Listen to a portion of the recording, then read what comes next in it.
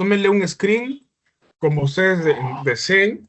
El punto es que quiero que me sigan ahora a la explicación. ¿Ok? Esto básicamente es lo mismo, un ratito, que esto. Exactamente igual. ¿Ok? Solamente que le vamos a dar un sentido. ¿Ya? Listo. Entonces, iniciamos. Mira, acá tengo en el eje vertical el flujo, ¿no? Obviamente se está refiriendo a flujo sanguíneo. Y en la parte horizontal o el eje vertical tengo la ventilación. Pero es la ventilación a lo largo de la base del pulmón y el ápice. ¿Ok? Entonces, olvídense de esta curva negra, perdón. Solamente vamos a ver ahorita lo rojo y lo azul. ¿Qué significa esto rojo que está acá? Esto es el flujo sanguíneo. ¿Ok? O la perfusión. Y esto es la ventilación. Probablemente lo hayan escuchado o hayan visto un cociente que es así. Dicen que aumenta, que disminuye. La verdad que, ¿cómo se explica que el cociente aumente o disminuya? Miren, si se dan cuenta, esta línea roja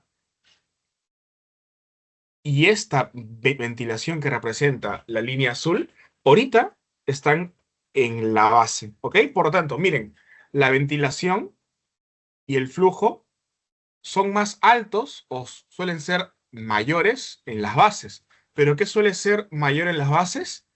El flujo. Por lo tanto, si yo quiero graficar mis zonas de West, será algo así. ¿Ok? Esta es la zona 1, esta es la zona 2 y esta es la zona 3. Ventilación, perfusión, ventilación, perfusión, ventilación, perfusión. ¿Ok? Miren, estoy hablando de las bases, o sea, la zona 3, ápice y base. Este gráfico me explica que tanto el flujo como la ventilación están aumentados en la base.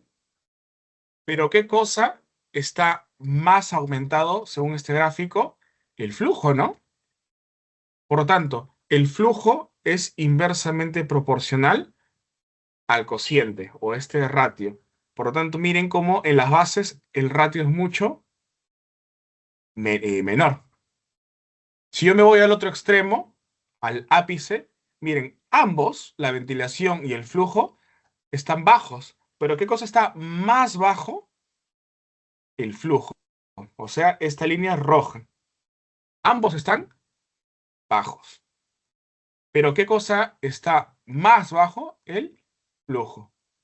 Por lo tanto, por una simple ecuación, este flujo es inversamente proporcional y eso explica por qué en las bases el ratio de ventilación-perfusión es menor y por qué si yo voy aumentando o voy bajando, mejor dicho, o voy subiendo hasta el ápice, ese ratio aumenta.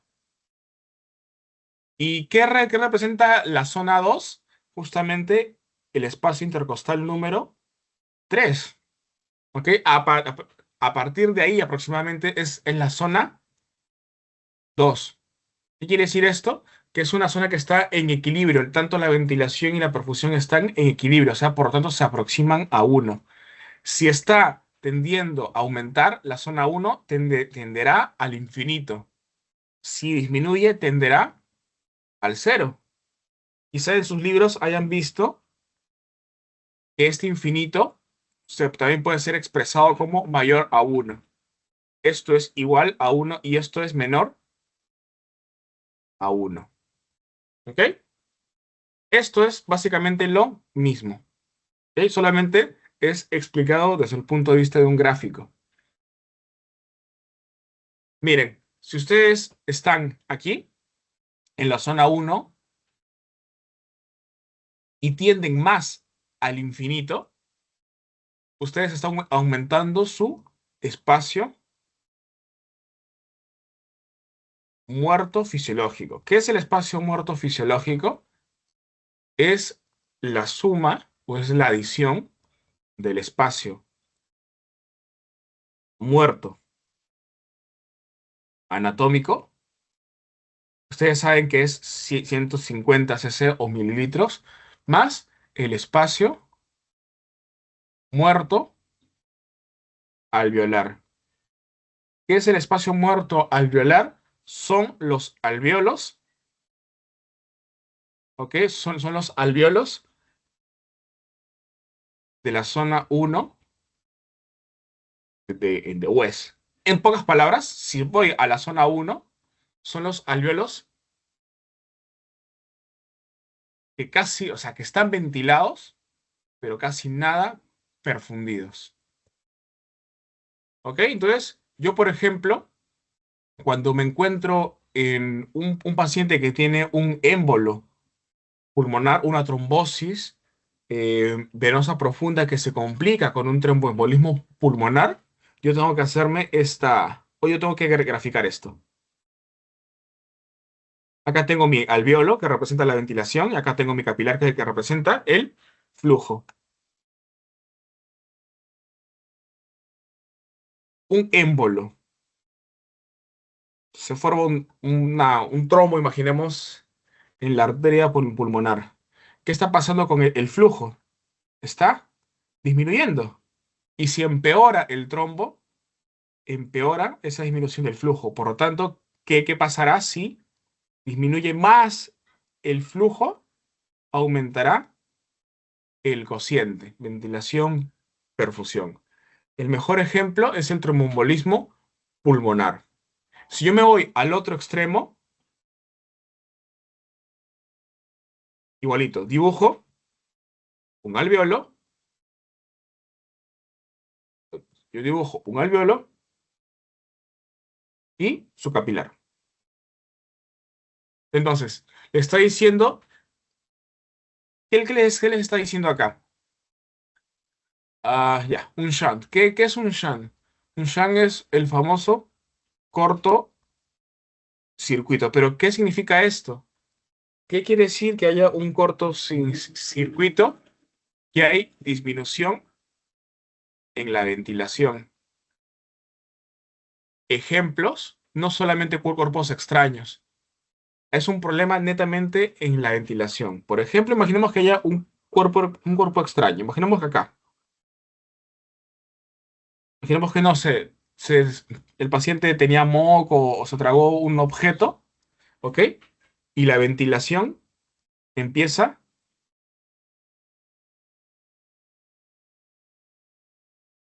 empieza a disminuir, ¿ok? Entonces, para intentar compensar esa disminución de la ventilación, ¿qué va a pasar con el flujo?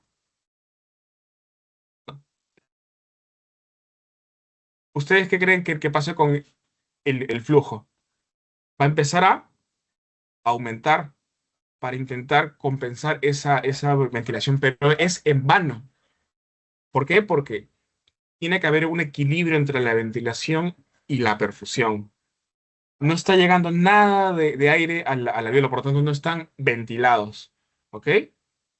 Entonces, este aumento de la perfusión, inversamente proporcional, me va a disminuir mi cociente de ventilación-perfusión. ¿Qué otros ejemplos tengo? Neumonías. Entonces, las neumonías también me explican un shunt. O sea, mi cociente de ventilación-perfusión va a tender a ser cero. Casi nunca llega a cero. La mayoría de veces van a ser menores a uno. ¿Qué representa el cero? Es una ventilación o una obstrucción total. ¿Ok? ¿Qué representa el menos uno? Quiere decir que se está aproximando a cero, pero hay ventilación mínima, pero sí hay. El cero significa que ya no hay nada de ventilación. ¿Ok? Otro ejemplo, neumonías, cuerpos extraños están ahí. ¿Qué más? con ¿cómo se llama esta patología? Atelectasias.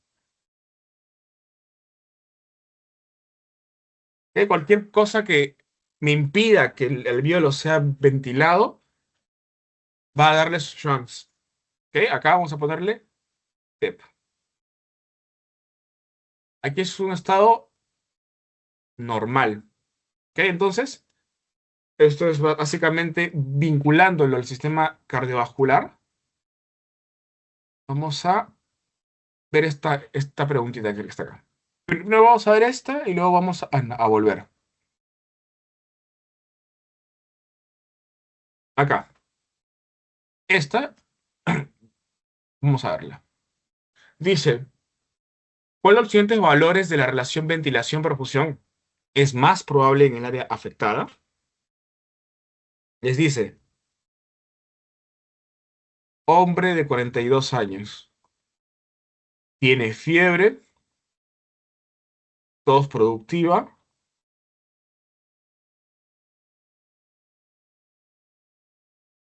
y disnea de hace 2 días.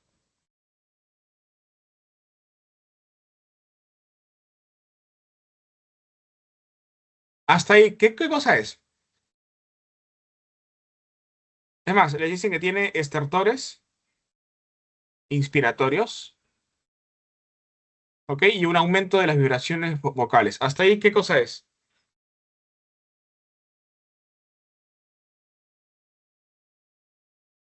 ¿Qué es todo esto?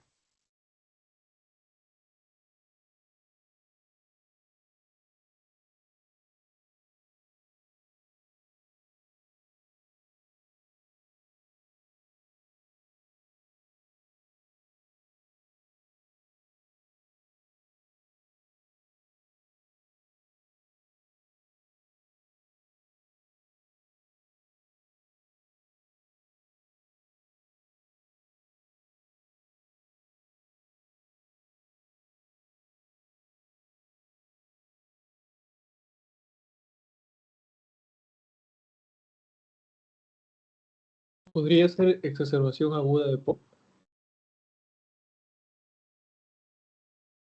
Sí, claro, puede ser, pero ¿con qué se pudo ver exacerbado? Con neumonía, ¿no? Con una neumonía. Claro, o sea, puede ser una exacerbación de POC, definitivamente, ¿ok? Por las características que les dan, pero el punto es que al final les está diciendo que es una neumonía.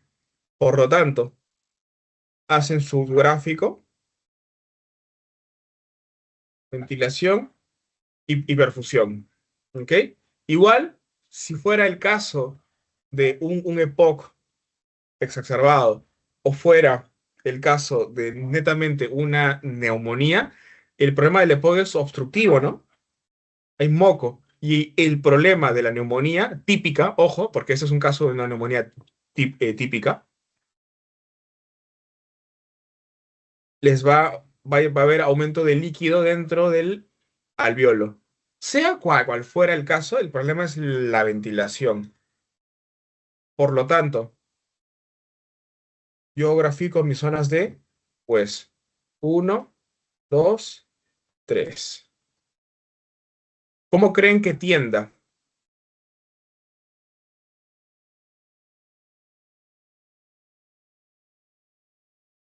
Menor a 1. Menor a uno. Doctor, ¿por qué no puede ser cero?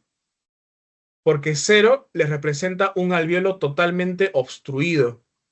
Este paciente todavía no tiene esas características. Es cierto, está con tendencia al cero. Perfecto. Pero todavía no es un alveolo totalmente obstruido. ¿Ok? Entonces, la respuesta es la D. A ver esta. Acá sí, efectivamente, tenemos un EPOC.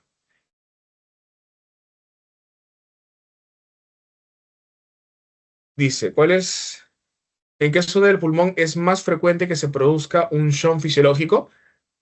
¿Y por qué? Si se dan cuenta, esta pregunta es un saludo a la bandera.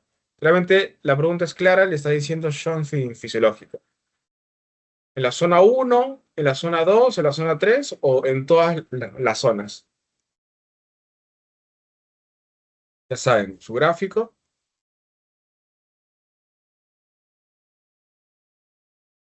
Zona 1, zona 2, zona 3.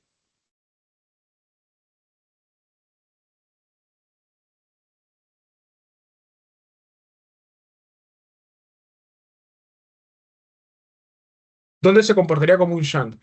Acá tiene el infinito, ¿no? Aquí tiende a cero. No hay ventilación. De aquí no hay perfusión.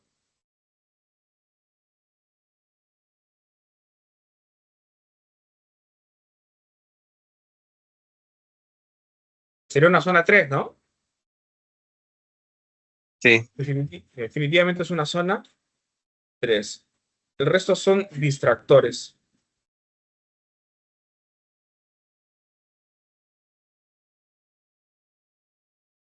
No se preocupen, que vamos a seguir banqueando. A ver. Miren esto. Miren, ustedes saben, por regla general, que los gases difunden, ¿ok? Por un gradiente de presión. Eso quiere decir que van de una presión 1 hacia una presión 2. ¿Qué característica tiene que tener esta presión 1? Tiene que ser sí o sí mayor que la presión 2. O sea, los gases van de menor, perdón, los gases van de mayor presión a menor presión. ¿Ok? Entonces, nosotros sabemos que dentro de las células existe un metabolismo, ¿ok? Un metabolismo interno que a las finales me va a dar ciertos productos. Por ejemplo, ácido láctico y también CO2. Este CO2, como su presión es mayor, difunde, ¿no? Y este CO2 puede tomar tres caminos diferentes. 1, 2 y 3.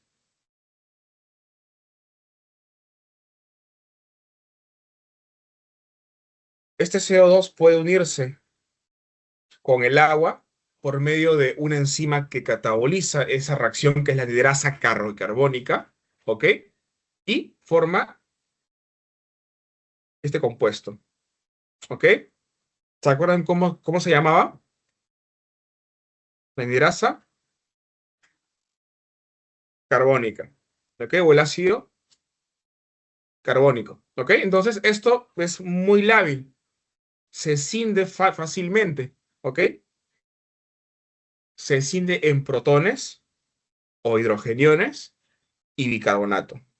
Este bicarbonato puede ser expulsado del eritrocito. Esto es un eritrocito, ojo, por un tipo de antiporte.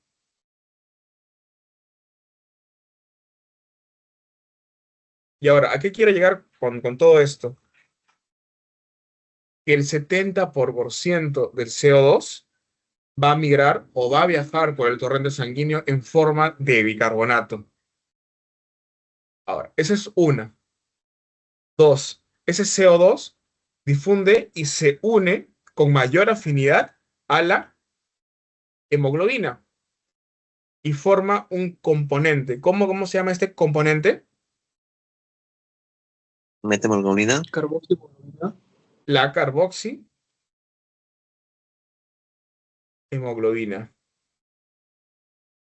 Pero hay otro que está en menor cantidad, que está disuelto en plasma. ¿Ok? Entonces, si les preguntan en el examen, la mayoría de todo el CO2 que se transporta es en forma de bicarbonato. Acá hay un fármaco, es la acetosolamida, ¿no? Acetazolamida. Inhibe a la anhidrasa carbónica. Por lo tanto, ¿qué pasará con el bicarbonato si yo utilizo acetozolamida? Disminuye, ¿no? ¿En qué casos puedo utilizarlo? Cuando ustedes, por ejemplo, van a la altura, su cuerpo empieza, o ustedes, o sea, Realmente recuerden que la fracción inspirada de O2 es igual acá en Lima que en la Rinconada. Lo que cambia es la presión atmosférica. ¿Ok? Acá estamos casi al nivel del mar. La presión atmosférica es mucho mayor que la presión que tenemos en Rinconada. ¿Ok? Entonces, esa presión, ustedes recuerden que la presión es fuerza sobre área. Es la fuerza con la que un gas, ¿ok? O con la que el aire ingresa en un área determinada. Ahora, el punto es, la presión es mucho menor acá. ¿Y qué tiene que ver eso? Que al cuerpo le va a costar respirar. Por tanto, compensatoriamente tiene que hiperventilación. Y cuando yo hiperventilo, yo estoy barriendo CO2. ¿Por qué elimino CO2? Porque recuerden, si yo estoy hiperventilando, yo inhalo y exhalo más rápido. Por lo tanto, el CO2 sale o se exhala de manera más eficiente y más rápida. ¿Ok? Por lo tanto, yo estoy disminuyendo el CO2. Y esto me va a condicionar algo. Una alcalosis respiratoria. ¿Cómo tengo que compensar esto? Con buffers, con tapones. Por ejemplo, el más importante es el de los fosfatos. El siguiente tampón es el respiratorio. Y el último que se activa recién a las 72 horas es el renal. ¿Ok? Entonces, el renal es el más eficiente que hay, pero es el que se demora. ¿Ok? ¿Cómo yo puedo incentivar esto? Yo tengo que compensar esta alcalosis respiratoria. Yo estoy eliminando CO2. ¿Cómo lo hago? Con acetosolamida. ¿Por qué? Si yo estoy disminuyendo el CO2, ¿qué tendría que pasar con el bicarbonato para que se compense? Tendría que también disminuir, ¿no? Para que se compense con una acidosis metabólica. Eso es justamente lo que me hace la acetosolamida. Inhibe la hidrasa carbónica, ¿ok? Entonces, por lo tanto, disminuyo los niveles de bicarbonato. Por lo tanto, se comporta como una acidosis metabólica y compensa esta alcalosis respiratoria. Por el contrario, ¿quiénes son los pacientes que hipoventilan, por ejemplo? Los que hiperventilan, por ejemplo, son los que se van a la altura, ¿no? Altura, los que hacen ejercicio, los pacientes que tienen crisis de ansiedad, ¿ok? ¿Y quién me hipoventila?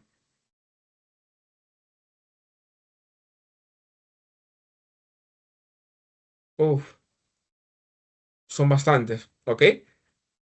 Pero uno, por ejemplo, es el paciente que tiene EPOC, que es un paciente que está reteniendo CO2. ¿Por qué retiene CO2? Porque al momento de que exhala, por dos mecanismos físicos, que es el efecto Venturi y el principio de Bernoulli, los bronquios o los bronquiolos, perdón, los bronquiolos colapsan. Por lo tanto, empiezan a retener aire, empiezan a retener CO2 dentro y por eso su volumen residual aumenta. Por eso tienen un tórax en tonel, porque empiezan a retener CO2, empiezan a retener aire dentro de su caja torácica. ¿Por qué se explica? La parte histológica es porque los bronquiolos carecen de cartílago. O sea, es más fácil que el bronquiolo colapse. Y los dos principios físicos que explican ese colapso son el efecto Venturi y el principio de Bernoulli. ¿Quién más hipoventila? Los pacientes, por ejemplo, que están con intoxicación por opioides. Ustedes saben que los opioides actúan en los receptores Mu. Y los receptores Mu son para opioides endógenos, o por ejemplo las endorfinas.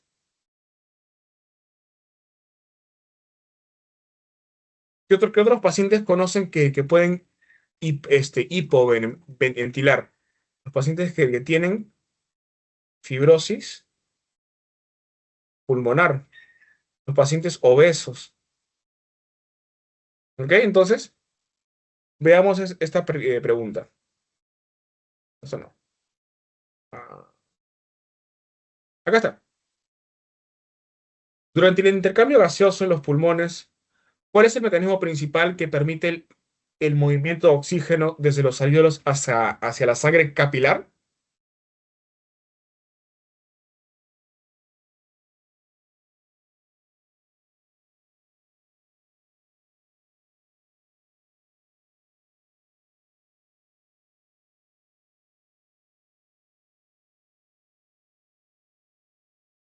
¿No sería la B?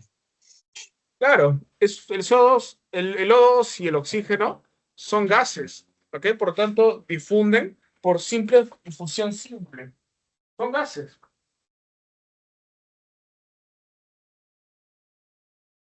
Perfecto. A ver, creo que hay una pregunta similar por acá.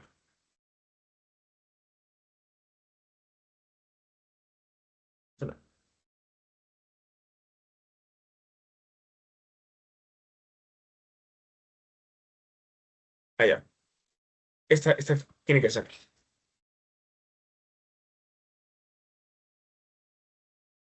Ya, antes de pasar a esas preguntas, tenemos que ver la curva de la disociación de la hemoglobina. ¿Ok? Una es la curva que se desplaza a la derecha.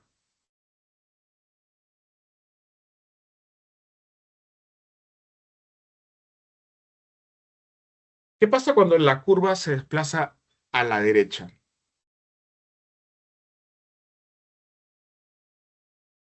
Hay algo que se llama el efecto Born.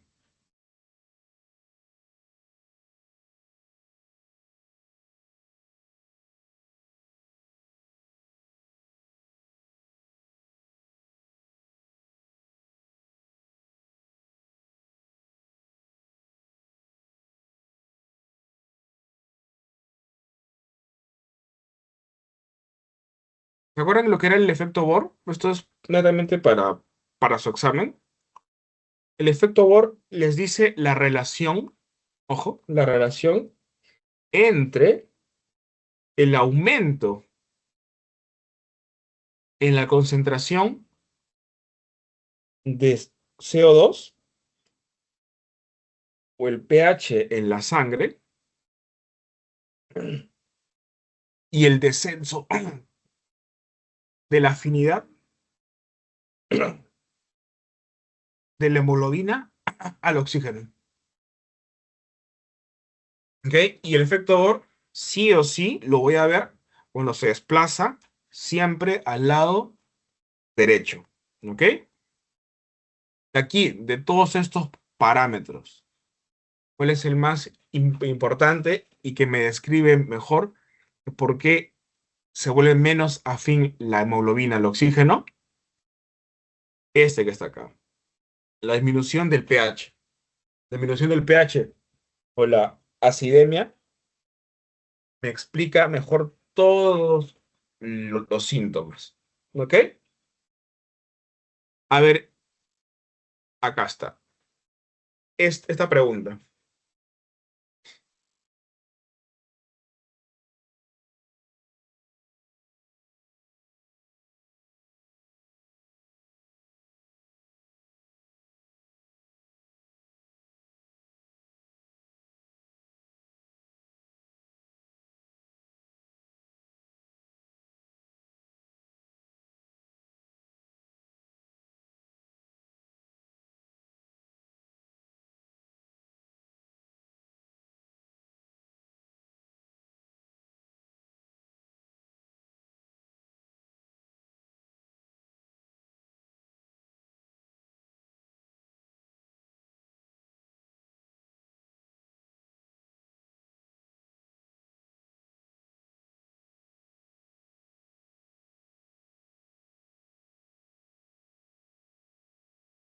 La B. Definitivamente, ¿no? Entonces, ustedes tienen que tener un mapa mental en su cabeza o un cuadro diferencial de la desviación izquierda y la desviación derecha. Cuando tengo la desviación izquierda, ¿ok? El pH se hace más alto, o sea, alcaleno. La presión arterial de CO2 disminuye, la temperatura baja y el 2,3 difosfoglicerato también baja. Por el contrario, en la desviación derecha, el pH, vamos a ponerlo de otro color. El pH disminuye, la presión arterial de CO2 aumenta, la temperatura también aumenta y el 2,3 difosfoglicerato también aumenta. ¿Ok? Entonces, ¿qué les está diciendo? Un paciente, vamos a poner que sea un hombre, 25 años, ingresa por disnea, ¿ok? Luego de haber realizado un ejercicio intenso. Los análisis de laboratorio muestran una acidosis metabólica leve.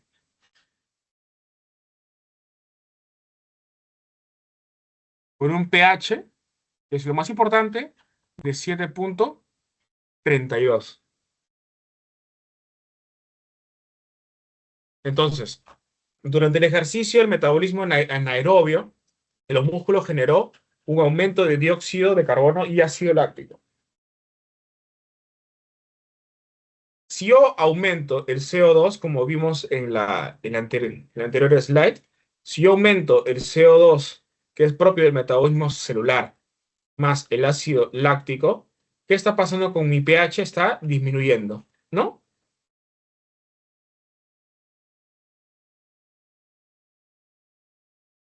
Sí. Efectivamente, entonces, ¿cuál es la mejor respuesta aquí? Podría ser la A.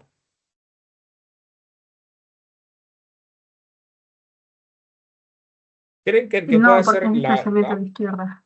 No, la A no.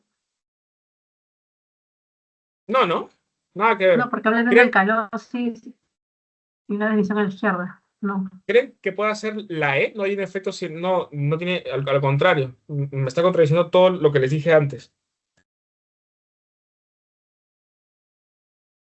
A ver, desplazamiento hacia la izquierda debido al aumento de CO2, no, al contrario. Entonces tengo B y C. Desplazamiento hacia la derecha debido al aumento de CO2 y disminución del pH, o desplazamiento hacia la derecha y a la disminución de la temperatura. Tiene que ser la letra Letra B. B. ¿Ok? Perfecto. A ver esta. Este ya es con ventilación perfusión.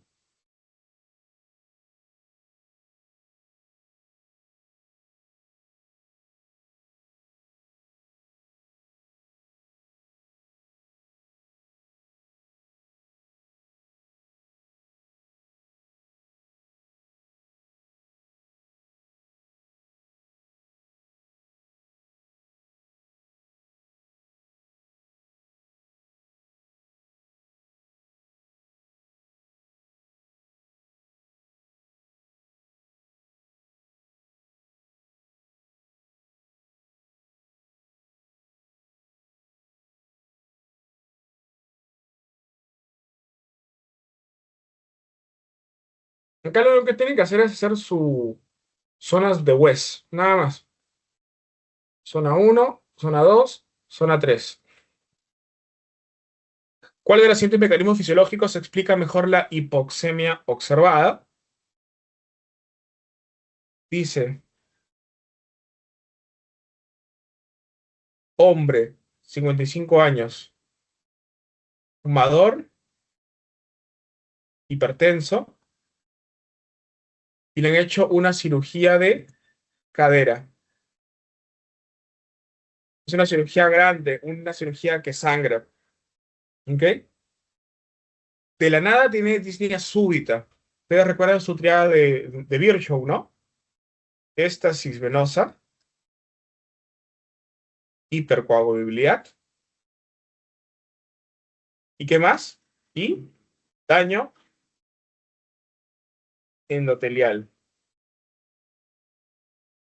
Este paciente, ¿qué tuvo? Tuvo un disnea súbita, dolor pleurítico y taquicardia. ¿Qué tuvo este paciente?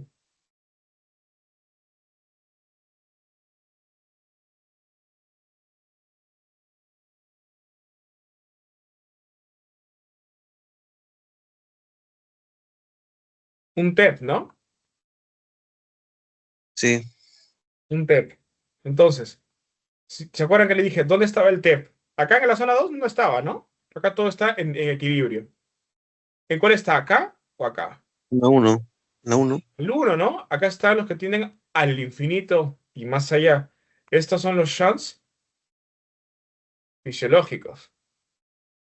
Por lo tanto, ¿cuál es el problema acá?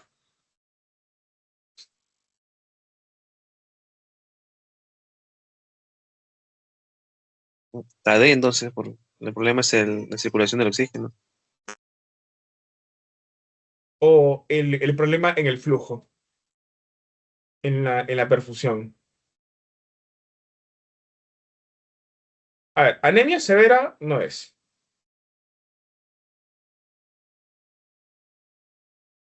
¿Qué más? Limitación en la difusión de oxígeno a través de la membrana alveolo capilar. Puede ser, ¿ok?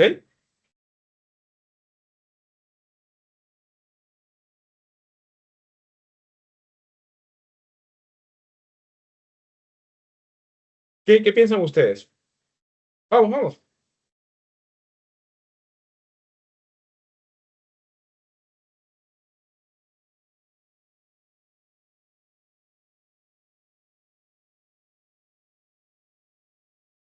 Podría ser la A, doctor, A ver, ¿por qué crees que puede ser la porque hay poco oxígeno en los alvéolos, lo que no favorece la difusión o el intercambio.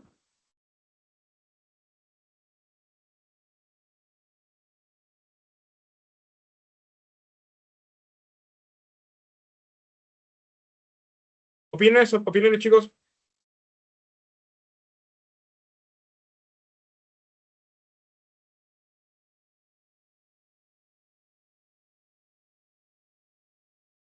Pero sí, creo que sí está ventilando.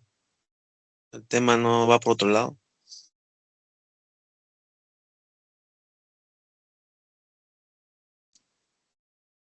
Porque si está con TEP, entonces en el flujo sanguíneo está el taponamiento, pues, ¿no? La obstrucción. Claro. Entonces, el problema no es la ventilación. El problema es la perfusión, ¿no? Es un TEP. Por lo tanto, tiende hacia el infinito, ¿no? Es un problema en la ventilación.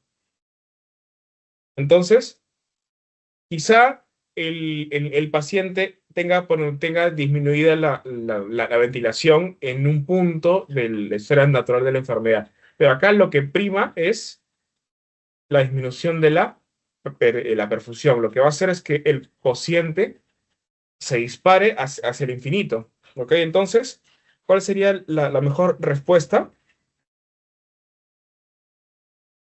Disminución de la presión alveolar oxígeno, no tiene nada que ver. Alteración de la relación ventilación-producción en las áreas de perfusión reducida, por supuesto, porque se reduce más, por supuesto. ¿Ok? Los demás son distractores.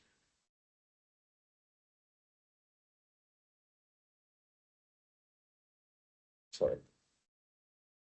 Te los dije. Ahí está. A ver este. Ustedes tienen que saber la diferencia de un edema pulmonar de origen cardiogénico y de origen no cardiogénico. Para empezar, los cardiogénicos te dan datos de que tu paciente tiene una enfermedad cardiovascular. Vale decir, tiene HTA, tiene fibrilación auricular, ha tenido un infarto, es diabético, qué sé yo. El problema es cardiovascular, el problema es de la misma bomba, pero el no cardíaco usualmente se debe a a la permeabilidad aumentada, ¿ok? Por ejemplo, esto se puede dar en estados de inflamación. Por ejemplo, la neumonía, ¿ok? O cualquier estado donde la permeabilidad esté aumentado. Uno de esos es la inflamación, pero es permeabilidad aumentada. Acá el problema es la presión hidrostática que está disminuida, no, perdón, aumentada, porque siempre en las enfermedades cardiovasculares la presión hidrostática capilar siempre va a estar aumentada. ¿Por qué? Porque el corazón falla y ustedes saben que mientras más distal se haga esa sangre, con menos presión va a tener ese flujo. El problema está que cuando tengo una falla cardíaca, más de lo que está disminuido normalmente, ¿ok? Se va a empezar a estancar. Ustedes saben que la presión hidrostática es la fuerza del agua que empuja a las paredes del endotelio, ¿ok? O sus paredes del vaso. Entonces, ese estancamiento hace que la sangre salga, ¿ok? En el cardiogénico no. El problema es la permeabilidad. Por ejemplo, pacientes que tienen neumonía, pancreatitis que se complican con síndrome de distrés respiratorio agudo, ¿ok? O cualquier cosa que les condicione inflamación, ¿ok? Dengue puede ser incluso. Entonces, a ver, les doy un spoiler. Este es un paciente que tiene un edema pulmonar. La pregunta es, ¿será cardiogénico o no? A ver, vean esta pregunta, lean el enunciado.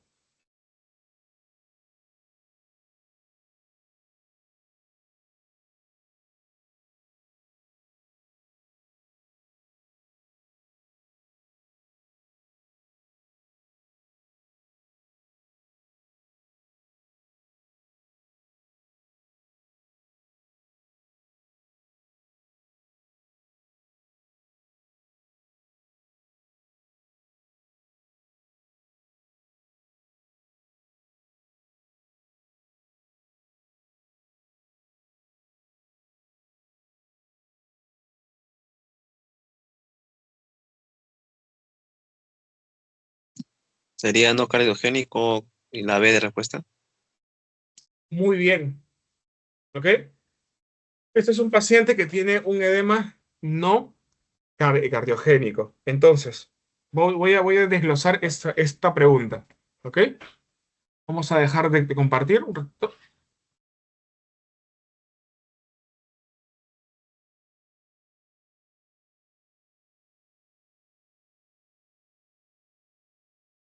Listo.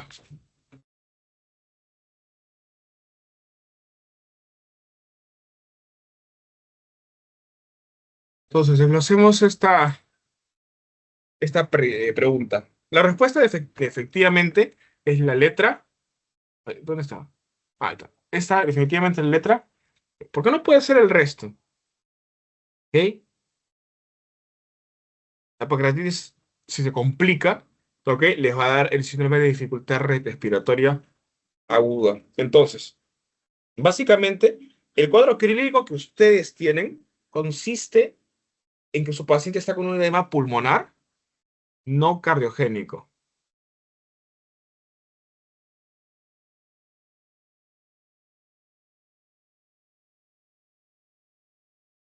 ¿Ok? Entonces,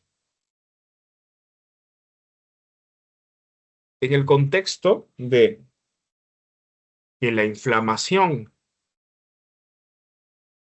severa provocada por una pancreatitis muy compleja, muy severa, daña el pulmón o daña qué parte del pulmón exactamente, la membrana alveolo capilar. Entonces, esto aumenta su permeabilidad. ¿Ok? Entonces, esto a lo largo de esta historia de la enfermedad, lo que va a hacer es que un plasma o un líquido rico en proteínas salga de los capilares al alveolo, causando así el edema. ¿Ok? Ahora, hay una presión que es el PCWP, que es la presión de oclusión, que se mide con un catéter. ¿Ok? Ustedes miden la presión de la aurícula izquierda.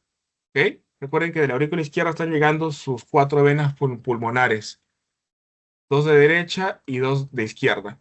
Es una medida indirecta les dice cómo está la presión, ¿ok? Les dice una presión venosa pulmonar. Entonces, si ustedes tienen una presión de oclusión elevada, o sea, más de 18 milímetros de mercurio, esto va a reflejarse en un aumento de la presión venosa pulmonar y de la aurícula izquierda. Entonces, si hay aumento de la presión de la aurícula izquierda, ustedes van a tener que su edema pulmonar es de origen cardiogénico. Pero ¿qué pasa si no está así? Si está menor de 18 milímetros de mercurio o normal. El problema no está relacionado con la hemodinamia. El problema es netamente un problema, por ejemplo, de la barrera alveolo capilar. Les pregunto, ¿cómo estaba esa presión acá? Estaba en 12. Está disminuida. ¿Ves? Por tanto, para que esta pregunta haya tenido que ser aumento de la presión hidrostática capilar, tenía que decirles datos de enfermedad cardiovascular. Y si quieren ya la presión capilar pulmonar de oclusión, tenía que estar más de 18 o muy cercano a 18. ¿Ok? Entonces, ya saben, cuando ustedes se enfrenten a una pregunta de edema, enfóquenla hasta así. Si les dan esos datos, utilícenlos de preferencia.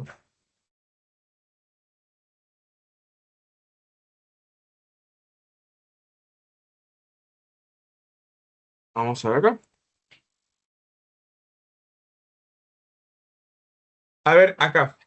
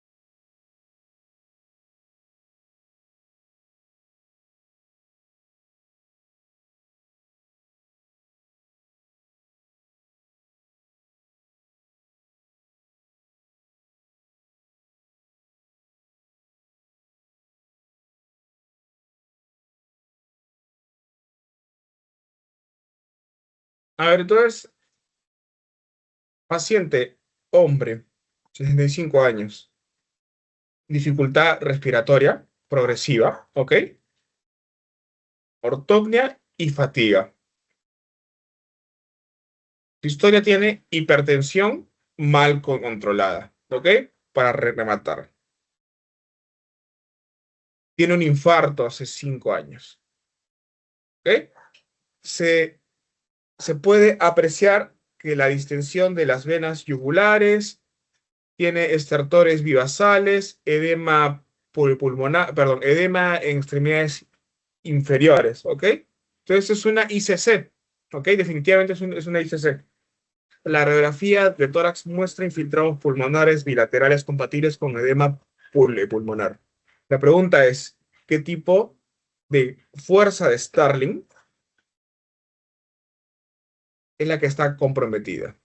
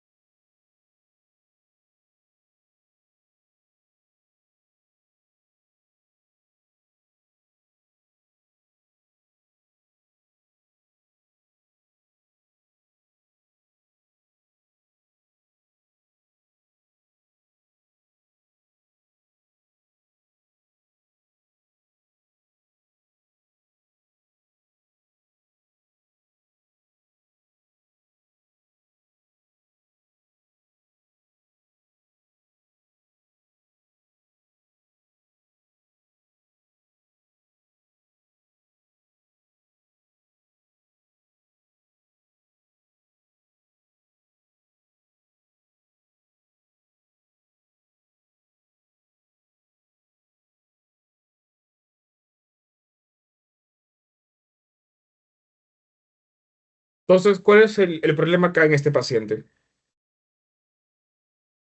Sería la B, ¿no? Presión coloidosmótica. Mm, ¿Se acuerdan que les dije que esto sí es su dogma, ¿ok? Paciente que tiene, ojo, falla cardíaca, paciente que su gasto cardíaco está disminuido y su presión hidrostática capilar está aumentada. Es un aumento, es un incremento de la presión hidrostática en los capilares pulmonares. ¿Ok?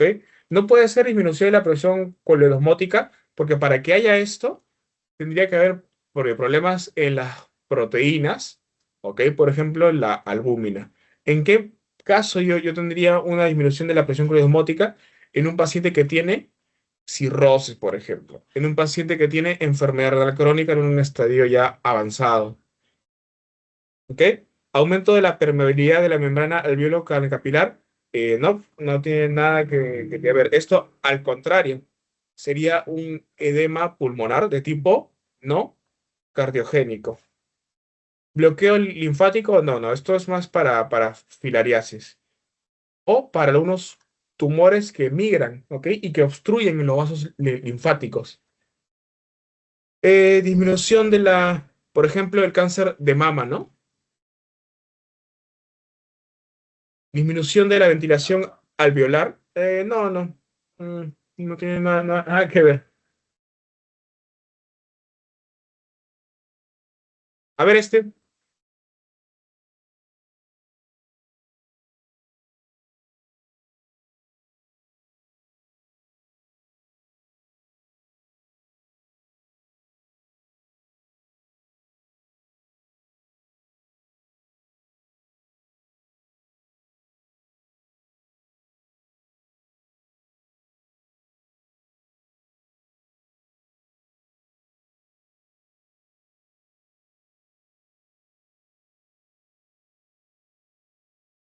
a ver, hombre, 50 años.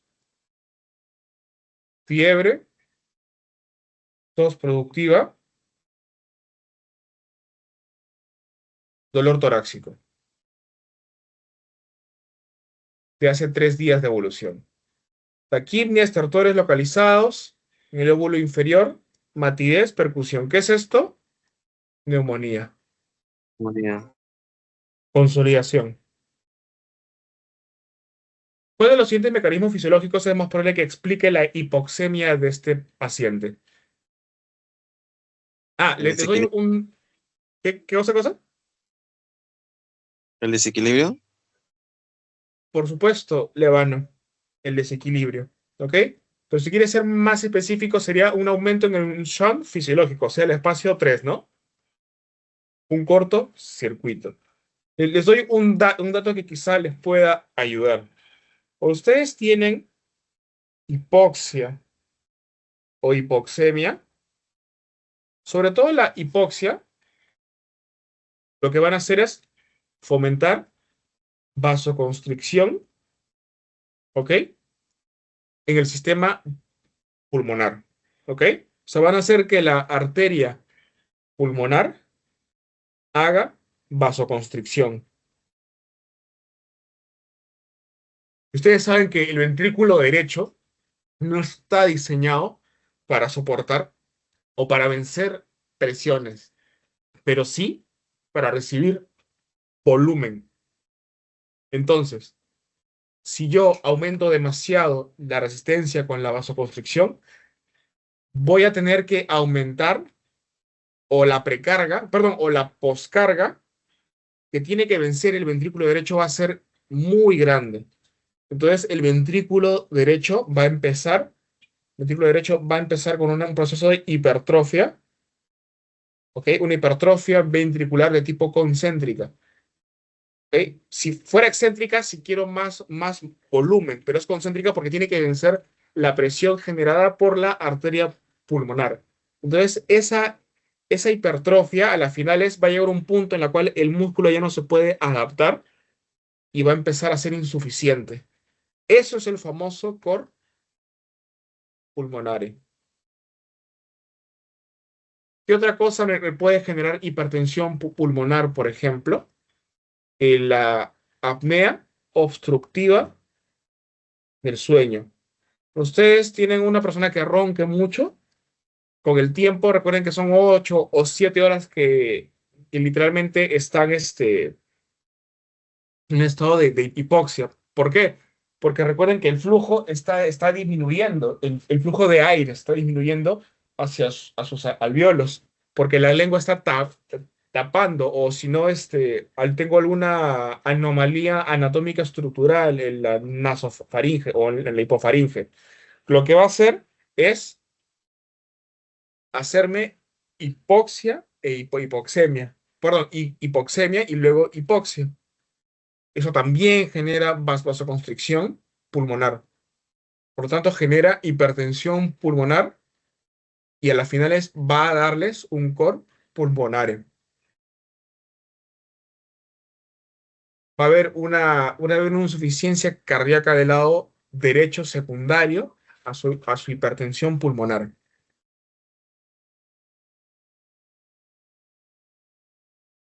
A ver este.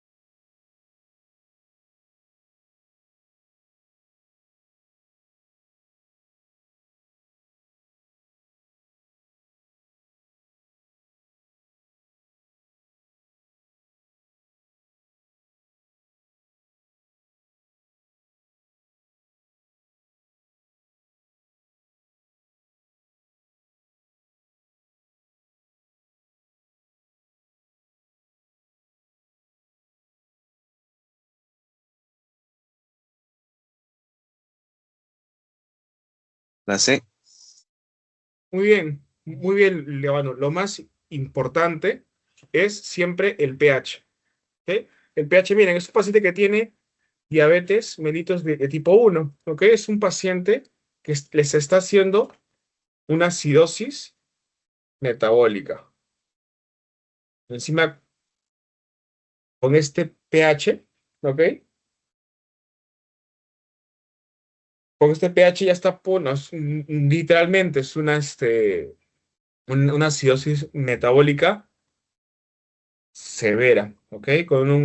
Bueno, no nos dan datos del anión GAP, pero usualmente suele ser con anión GAP elevado, ¿ok? El detalle está, la acidemia hace que la curva se comporte hacia la derecha, la curva de disociación de la hemoglobina. Es cierto, el desplazamiento hacia la derecha puede dar el aumento de 2,3, eso es totalmente cierto, pero no me explica la causa subyacente. ¿Qué cosa me explica la causa subyacente? Una disminución del pH, ¿ok? Definitivamente. A ver esto.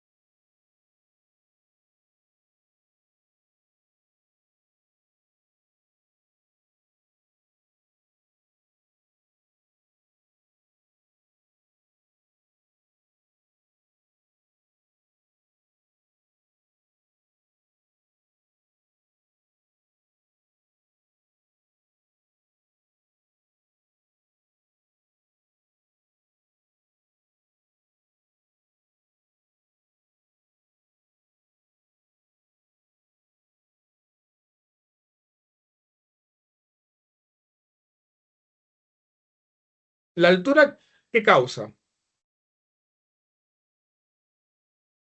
Un dato. La altura les puede causar hipoxemia. ¿Qué pasará en el sistema pulmonar?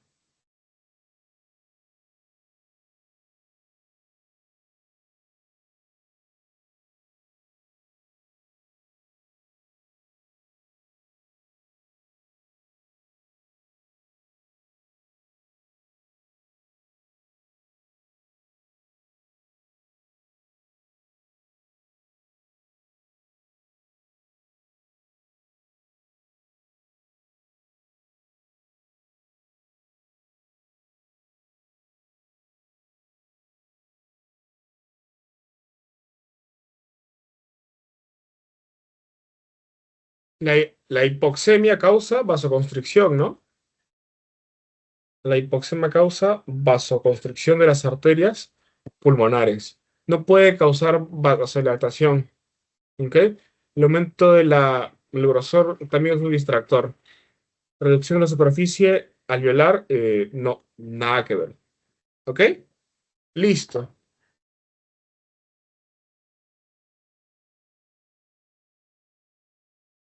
Bueno, chicos, hemos llegado hasta el final del camino. La próxima semana es su examen, ¿correcto? ¿Qué temas van a entrar? Gastro. ¿Hemato va a entrar o no? Un poco más, Sí. creo que era cardio y gastro. Sí, doctor. Gastro. Ah, ya, o sea, bueno, yo sabía ya. Por eso es mejor, por eso les dije que era mejor banquear un poco más de gastro. Bueno, pero a la final fue una sugerencia mía. Pero bueno, ahora saben un poco más del sistema pulmonar.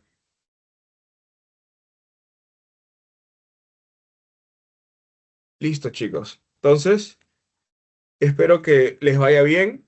de éxitos. Ahorita ustedes son externos, ¿no?